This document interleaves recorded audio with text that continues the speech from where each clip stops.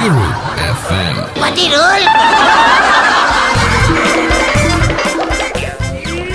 බාසුන්නේ ආත්‍ය උදේ වන්දර වැඩ වගේ ඇයි මහත්තයා නැත්තම් මොන වගේද පේන්නේ එන වැඩ වගේ තමයි වෙන්නේ මේ ඒකනේ මේ බාසුන්නේ මට මේ ඇඳක් හදාගන්න ඕනේ ඒකයි මහත්තයාට ඕන මොන ඇඳක්ද මොන ඇඳක්ද කියලා අහන්න ඉතින් නිදියන්න ඇඳක් නෑ නෑ ඒක නෙමෙයි මහත්තයා මම අහන්නේ මහත්තයාට ඕන කොස් ඇඳක්ද එහෙම නැත්තම් බුරුත ඇඳක්ද කළුවර ඇඳක්ද නැදුම් ඇඳක්ද මහෝගනි ඇඳක්ද ඇල්බීසියා ඇඳක්ද එහෙම නැත්තම් රුක්කත්තන ඇඳක්ද මොකක්ද ඕනේ කොස් ඇඳක් හදාගන්න පුළුවන්ද කොස් ඇඳක් කොස් ඇඳක් හදන්න නම් මහත්තයා ලොකු ගාණක් යනවා කීයක් විතර පොඩ්ඩක් ඉන්නකෝ පොඩ්ඩක් ඉන්නකෝ මහත්තයා මේ ගස් කපන්න මේ පර්මිට් එක හදන්න රුපියල් කීයක් යනවද ඕ කොස් කහ 2500යි නේ 2500යි බාගේ හරි තිබ්බා හරි හොඳයි හරි මහත්තයා ඕ මොකද වැඩි මේමයි මහත්තයා කොස් ගහ කපන්න පර්මිට් එක ගන්න රුපියල් 2500යි බාගේ අයියන්ට 3000යි නෑ මහත්තයා මේ රුපියල් 2500යි බෝතල් බාගේ ඒ කියන්නේ දැන් එතකොට මේ කපපු කොස් ගස් නැද්ද බාසුන්නේ ළඟ කාරද මහත්තයා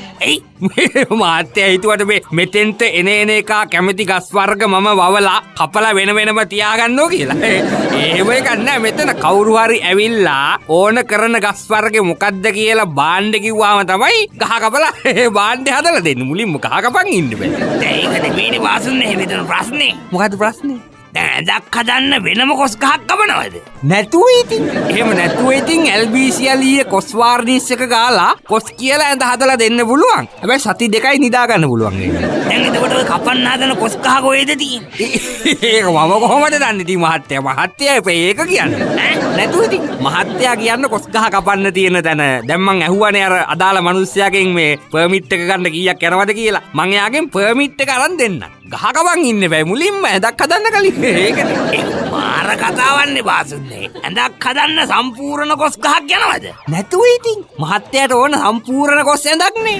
ඒක මාර ඇඳක් නෙවෙයි ඉතින් කොස් ඇඳක්නේ මහත්තයා ඉල්ලන්නේ 2500ක් දෙන්නකෝ බාගෙකුත් එක්ක මම පර්මිට් එක හදලා දෙන්න අයියෝ බාසුන්නේ මේ මම තමුන්ට කියලා ඇඳක් හදව ගන්න ආව මිසක් ගහක් කපන්න පර්මිට් එකක් ගන්න ආව නෙමෙයි මෙතන ඇයි මිනිස්සු තේරුම් ගන්නවා මේකයි මහත්තයා දැන් මමත් මෙතන මේ හිටියට මේ වටේ පිටේ මේ ගෘහ භාණ්ඩ තිබුණාට මමත් මේ වඩු බාසුන් දැහ කෙනෙක් නෙමෙයි මේ මම කරන්නේ ඉතින් අවශ්‍ය ගෘහ භාණ්ඩ හදන්න පර්මිට් එක අරන් දෙන එක එහෙමද ඔව් ඉතින් ඒකයි දැන් මහත්තයාට ඇඳක් නම් ඕන මුලින්ම ඉතින් කොස් ගහක් කපන්න බෑ කොස් ගහ කපන්න පර්මිට් එක මං හදලා දෙන්නම් ඒකට තමයි අර 2500යි බෝතල් බාගේ ඒ කියන්නේ දැන් වඩු බාසුන් දැහගෙන නෙමෙයි නෑ ගොඩක් කට්ටිය රැවටෙනවා ඕකට එහෙනම් මමත් මේ ඔයගෙන් ඇඳක් හදව ගන්න ආව නෙමෙයි ගස් කපන්න හොර පර්මිට් හදන ඔහෙව අල්ලගෙන තමයි මාත් ආවේ ඈ ඔව් ඉවරයි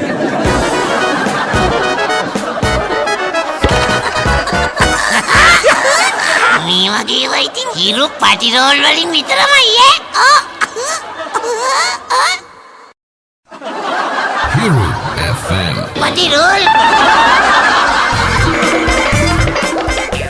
ඔය ඊළඟට ඉන්න පේෂන්ට් එන්න බලන්න good morning doctor දැන් අතනත් පහුවෙලා කමක් නෑ good morning මොකද්ද ප්‍රශ්නේ මේ ඊට කලින් මට කියන්න doctor මේ පළාතේ ඉන්න හොඳම මනෝවෛද්‍යවරයා doctor නේද ඔව් මැඩම්ට කියන්න මැඩම් පළාතේ විතරක් නෙමෙයි මේ පැත්ත පළාතෙම ඉන්න හොඳම මනෝ එක්කෙනා මම ඒක තමයි මොකද්ද ඒක තමයි කිව්වේ මම ඩොක්ටර්ගේ ගේ ළඟින් යද්දි මම දැකලා තියෙනවා ඩොක්ටර් මනෝපාර දාගෙන ඉන්නවා බැල්කනි එකට වෙලා හරි දැන් ඒක කියන්නද මේ තකහණිය ආවේ නෑ ඩොක්ටර් මේකයි ප්‍රශ්නේ අප්පා ඔය මේ ජස්තුස් කාලා සද්ද වෙන වචන කියනකොට අනාර බිත්තිය පැත්තට පොඩ්ඩක් හැරිලා කියන්න බැයිද නැත්තම් මගේ මූණට පිණි බෑව වගේ වෙනවා හරි ඒ බිත්තිය හදලා තියෙන්නේ ඒකටමද ඩොක්ටර් ඔව් ඒකටම තමයි ඒ වගේ වචන කියනකොට ඒ බිත්තිය පැත්ත බලාගෙන කිව්වට කවන්නේ මේකයි ඩොක්ටර් ප්‍රශ්නේ හරි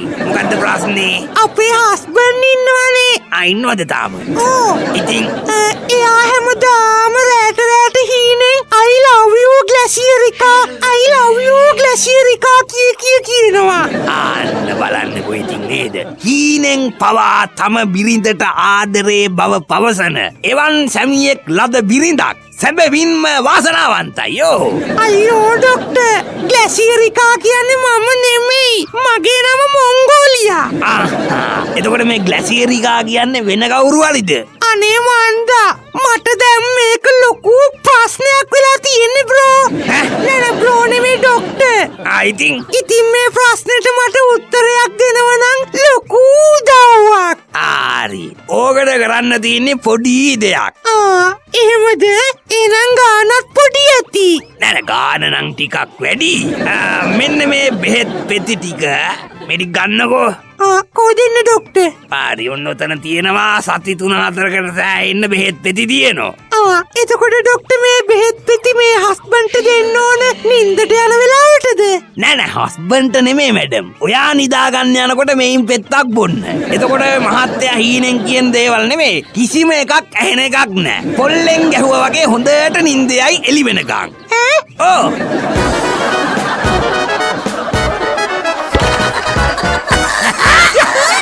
මේ වගේ ඒවා ඉතින් හිරු පටිරෝල් වලින් විතරමයි Hero FM. පටිරෝල් මල්සාරා මේ අපේ සක්කර දෙයියෝනේ. මොකද මේ සක්කර දෙයියනේ? බං මොකද බං මල්සාරෝ අද යන්නේ නැද්ද උඹ මේ කෙල්ලන්ට කොල්ලන්ට මල් හීසර විදින්න? මං දැක්ක දැන් කීප දොහක්ම මේ මෙහෙටම වෙලා හිටිය මිසක් ගියේ නෑනේ කොහෙවත්. වැඩක් නෑ සක්කර දෙවියනේ වැඩක් නෑ. ඊට හොඳයි මං මටම විද ගන්න ඕ ඊතල පාරක්. ඒ මොකද බං මල්සාරෝ ඔච්චර කලකිරීමෙන් ඇයි යන්නේ මෙයා? මෙයා කියනවද බොල සක්‍ර දෙවියට දුක වැඩි ගමන කියුනේ අම්පා. හරි කියපන් බලන්න. ඇයි උඹ ඔය තරම් කලකිරීමෙන් ඉන්න හේතුව? දැන් බලන්න සක්‍ර එක්කෙනා මේ සක්කර දෙයියනේ මුලින්ම බස් හෝල්ඩින් ප්ලේසස් නිසා මට වැඩ නැති වුණා.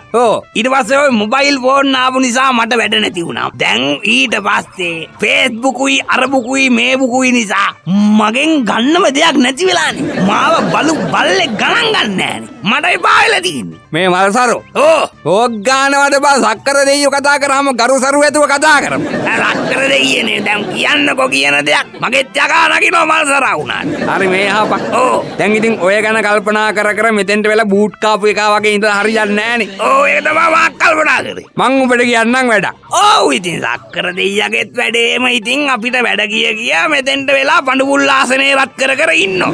මොකක්ද ඒ කතාව තේරුම? පඬුපුල් ආසනේ කොහමද බොල රත් වෙන්නේ? එහෙම පඬුපුල් ආසනේ රත් වෙන්න කවුරු හරි මිනිස්සෙක් දුකේ වැටුනාමනේ. ඉතින් හත් දෙයියනේ මෙච්චර මේ මිනිස්සෙක් දුකේ කරදරේ වැටිලා ඉන්න ඔබතුමාගේ පඬුපුල් ආසනේ රත් වෙන්නේ නැද්ද? ඒකනේ මං අහන්නේ. ඔහේ රත් වෙන්නද බං? ඉස්සර මේ පඬුපුල් ආසනේ රත් වෙන වෙලාවට මං ඉහෙමල රත් කරගෙන කෑ ගහන නිසා අපේ වයිෆරේ මේක AC කරලා දුන්නානේ බං මගේ බර්ත්ඩේ එකේ gift එක විදියට.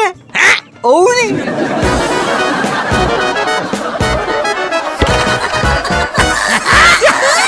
මේ වගේ ඒවා ඉතින් හිරු පටිරෝල් වලින් විතරමයි Hero FM. පටිරෝල්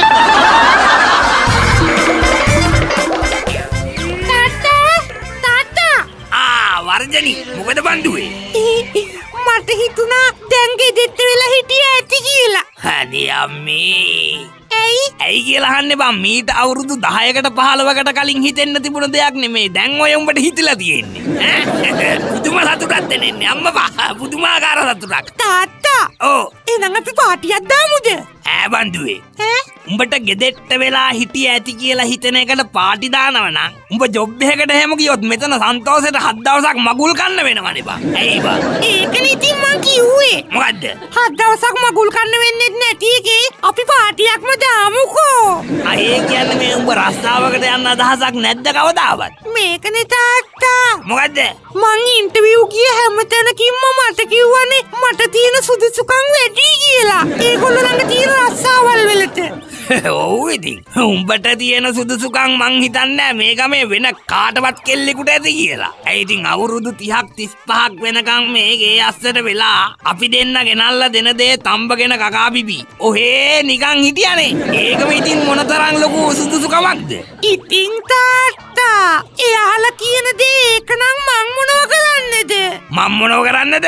දැන්වත් රස්සාවක් හොයාගනින්. එළියට බහපන් පොඩ්ඩක්. ඇවිදපන් කරපන්. එතකොට මම මෙරි කරන්නේ නැද්ද අප්පා? මැරි කරන්න. ඉතින් බං උඹට මතක නැද්ද?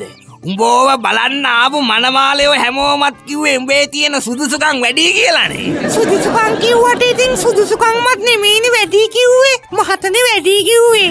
ඔය ඉතින් මහත කියන්නේත් ඉතින් එක්තරා සුදුසුකමක් නේ බං. මහත වැඩි වුණා කියලා කියන්නේ ඉතින් ඒක සුදුසුකම් වැඩිවීමක් වෙන්න පුළුවන්. අනේ මන්දා මේ තාත්තා. මොකද බං? එහෙනම් මං හෙට ඉඳන් එක තැන දුවන්නද? එක තැන?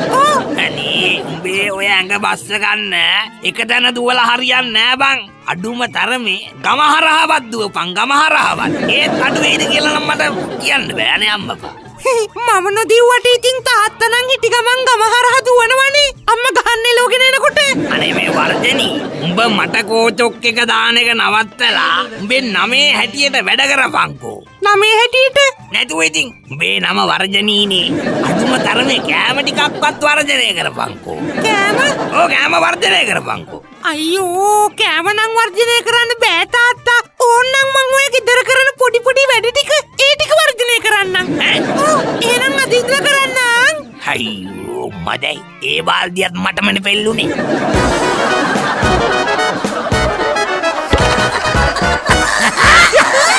මේ වගේ ඒවා ඉතින් හිරු පටිරෝල් වලින් විතරමයි ඈ.